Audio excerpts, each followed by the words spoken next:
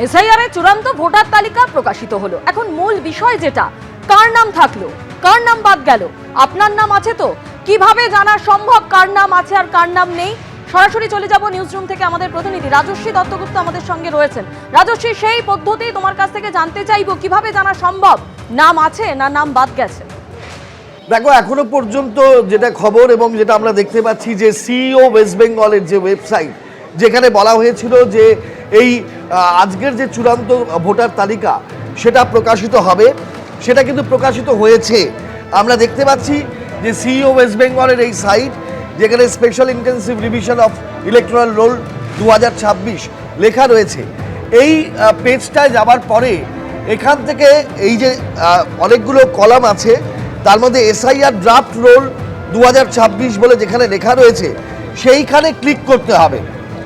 এবং এখানে ক্লিক করলে যেটা আসবে, এরকম একটি পেজ বেরোবে, যেখানে state West Bengal year of revision 2026 role type SIR final role 2026, অর্থাৎ আজকে 28শে ফেব্রুয়ারি যে চূড়ান্ত ভোটার তালিকা বেরিয়েছে সেটা এখানে আপলোড করা হয়েছে।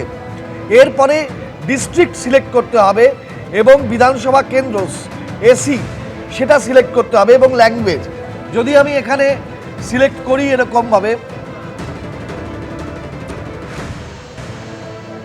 যা ডিস্ট্রিক্ট হবে, যার যেরকম বেরোবে সেরকম কোনো একটা ডিস্ট্রিক্ট সিলেক্ট করতে হবে, এবং তারপরে এখানে বিধানসভা কেন্দ্রের নাম সিলেক্ট করতে হবে। এইখানে বিধানসভা কেন্দ্রের নাম সিলেক্ট করতে হবে, এখানে ডিস্ট্রিক্ট সিলেক্ট করলে তারপরেই এখানে কিন্তু বিধানসভা কেন্দ্রের নাম আসবে, এবং তারপরে ল্যাঙ্গুয়েজ সিলেক্ট করতে হবে। এরপরে এইখানে যে অক্ষরগুলো দেওয়া রয়েছে সেইগুলো এখানে লিখতে হবে একই রকমভাবে যেরকমভাবে রয়েছে। তারপরে ডাউনলোড সিলেক্টেড পিডিএফ, এই অপশানে এখন যাওয়া যাচ্ছে না। সার্চ যেটা করলে বেরোচ্ছে যেটা, এইভাবে পার্ট নম্বর দিয়ে বুথের নাম বেরোবে, এবং যে বুথে আপনার ভোট রয়েছে সেই বুথে ক্লিক করলে একটা ভোটার তালিকা বেরোবে। কিন্তু যেটা হচ্ছে, আমি এখানে বিজয়গড় শিক্ষানিকেতন ফর গার্লস যাদবপুর বিধানসভা কেন্দ্রের একটি বুথ 231 পার্ট নম্বর, এইখানে ক্লিক করছি, কিন্তু এখানে এখনো পর্যন্ত কিন্তু এখান থেকে আর এগুলো যাচ্ছে না।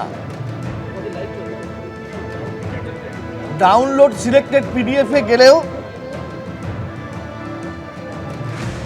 আমি আবার এখানে অক্ষরগুলো দিয়ে একবার দেখানোর চেষ্টা করব।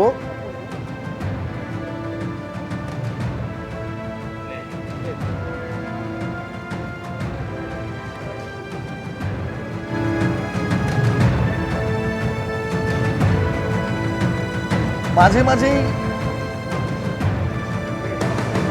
এই সার্ভার কিন্তু বারবার ক্লিক করা, তো আবার আসছে ইনভ্যালিড ক্যাপচা, অর্থাৎ আবার এটাকে নতুন করে দিতে বলছে। এরকমভাবে কিছু অসুবিধা হচ্ছে, মাঝে মাঝে সার্ভার ব্লক হয়ে যাচ্ছে, আবার চালু হচ্ছে। এইটা বেশ কিছুটা সময় নিয়ে এই প্রসেসটার মধ্যে দিয়ে গিয়ে তারপরে কিন্তু নিজের বুথ, নিজের পার্ট নাম্বার খুঁজে নিজের নাম এখানে আছে কিনা সেটা খুঁজে বের করতে হবে।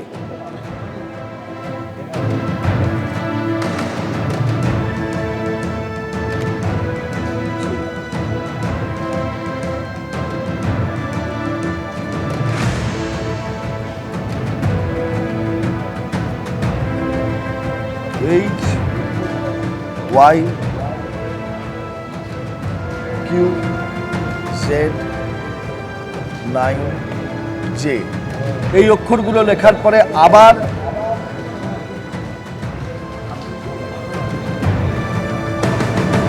কিন্তু ডাউনলোড নেওয়ার পরেও আবার নতুন করে এই সংখ্যাগুলো চলে আসছে, অর্থাৎ এখনো কিছুটা সময় লাগছে, যেহেতু অনেকেই এখন এই সার্ভারে ঢুকে নিজের নাম খুঁজে বের করার চেষ্টা করছেন।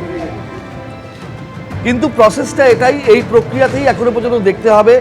এবং অ্যাডজুডিকেটেড না নাম ডিলিটেড, আমরা এর আগেও ওয়েবসাইটে দেখেছি যাদের নাম ডিলিটেড সেই এপিক নাম্বার দিলে নো রেকর্ড ফাউন্ড বলে একটা আসছে, এবং বোঝা যাচ্ছে তাদের সম্পর্কে আর কোনো তথ্য এখানে নেই। কিন্তু এই তালিকাটায় খুঁজে বের করে দেখতে হবে তাদের নামের পাশে ডিলিটেড লেখা আছে কিনা, বা অ্যাডজুডিকেশনে আন্ডার অ্যাডজুডিকেশন এরকম কোনো লেখা আছে কিনা, তবেই কিন্তু বোঝা যাবে যে কার নাম কি পরিস্থিতিতে আছে।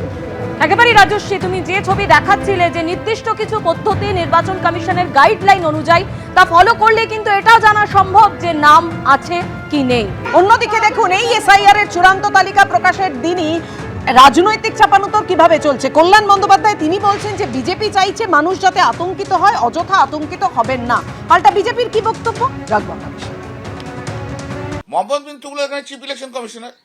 Amit Shah is a devil in politics. শনিবার প্রথম ধাপে প্রকাশিত হয়েছে চূড়ান্ত ভোটার তালিকা, আর সেই দিনই নতুন করে চড়ল বিজেপি ও নির্বাচন কমিশনের সঙ্গে তৃণমূলের সংঘাতের পারদ। মোহাম্মদ বিন তুগলক ডেভিলের মতো শব্দে ভর করে মুখ্য নির্বাচন কমিশনার জ্ঞানেশ কুমার এবং কেন্দ্রীয় স্বরাষ্ট্রমন্ত্রী অমিত শাহকে আক্রমণ করলেন তৃণমূল সাংসদ কল্যাণ বন্দ্যোপাধ্যায়। মোহাম্মদ বিন তুগলকের রাজত্ব জানো তো? মোহাম্মদ বিন তুগলকের রাজত্বে আমরা বসবাস করছি। সেই মোহাম্মদ বিন তুগলকের রাজত্বে বসবাস করে মোহাম্মদ বিন তুগলকের বিরুদ্ধে লড়াইটা করতে হবে, সেটাই হচ্ছে বড় কথা। মোহাম্মদ বিন তুগলক এখানে চিফ ইলেকশন কমিশনার, আর তারকে যে চালাচ্ছে সেটা হচ্ছে নরেন্দ্র মোদী, অমিত শাহ।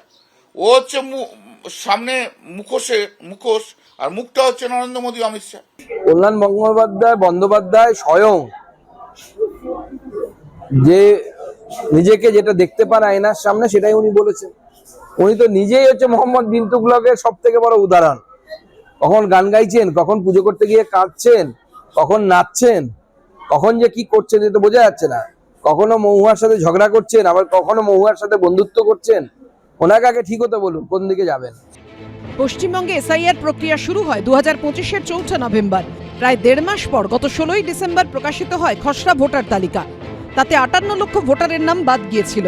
শনিবার প্রথম ধাপে যে চূড়ান্ত ভোটার তালিকা প্রকাশ করা হয়েছে সেখানে 7 লক্ষের কিছু বেশি ভোটারের নাম বাদ গেছে বলে নির্বাচন কমিশন সূত্রে খবর। লজিক্যাল ডিসক্রিপেন্সির তালিকায় থাকা আরও 60 লক্ষ ভোটারের নথি এখনো বিচারাধীন। সুপ্রিম কোর্টের নির্দেশে হাইকোর্টের প্রধান বিচারপতি নিযুক্ত জুডিশিয়াল অফিসাররা তা খতিয়ে দেখছেন। এই প্রেক্ষাপটে তৃণমূল অবশ্য এসআইআর ইস্যুতে আক্রমণ জারি রেখেছে। শনিবার চূড়ান্ত ভোটার তালিকা প্রকাশের দিনও কেন্দ্রীয় স্বরাষ্ট্রমন্ত্রী অমিত শাহ এবং মুখ্য নির্বাচন কমিশনার জ্ঞানেশ কুমারের বিরুদ্ধে চাঞ্চল্যকর অভিযোগ তুলেছেন তৃণমূল সাংসদ কল্যাণ বন্দ্যোপাধ্যায়। অমিত শাহ রেগুলার ডিরেকশন দিয়ে যাচ্ছে, এই করতে হবে, ওই করতে হবে, সেই করতে হবে। তার কিভাবে ইনফ্লুয়েন্স কোন লেভেলে কোথায় কোথায় কাকে করা হচ্ছে সেটাও আমি জানি। সব কনস্টিটিউশনাল ইনস্টিটিউশন, কিন্তু আমি বললাম সাংবিধানিক প্রতিষ্ঠানে যেভাবে অমিত শাহ ইনফ্লুয়েন্স করছে, ইন্টারফারেন্স করছে, ভারতবর্ষের গণতন্ত্রকে শেষ করে দিয়েছে। অমিত শাহ যা করছে সব জানতে পারছি আমরা, এবং ভারতবর্ষের গণতন্ত্রে এরকম একটা মানুষ কখনো আসেনি। He is destroying everything, he is destroying everything. His attempt is to destroy everything, including judiciary. Amit Shah is a devil in politics. সব থেকে বড় ডেভিল হচ্ছে পলিটিক্সে তৃণমূল কংগ্রেস নামক দলটা। এই দলটার থেকে ডেভিল অন্য কিছু কেউ হতে পারে না।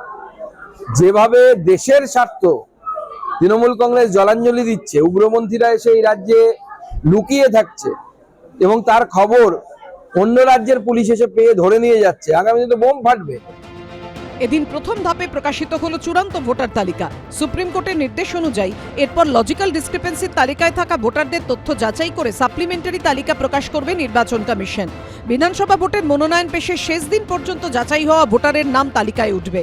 শেষ অবধি এসআইআর এ কত নাম বাদ পড়ল, কারা কারা ভোটাধিকার হারালেন, কাদের ভোটাধিকার চূড়ান্ত হলো তা জানতে আরও কিছুদিন অপেক্ষা করতে হবে। রুমা পাল, অনির্বাণ বিশ্বাস ও মুন্না আগরওয়ালের রিপোর্ট, এবিপি আনন্দ। এবিপি আনন্দ, এগিয়ে থাকে, এগিয়ে রাখে।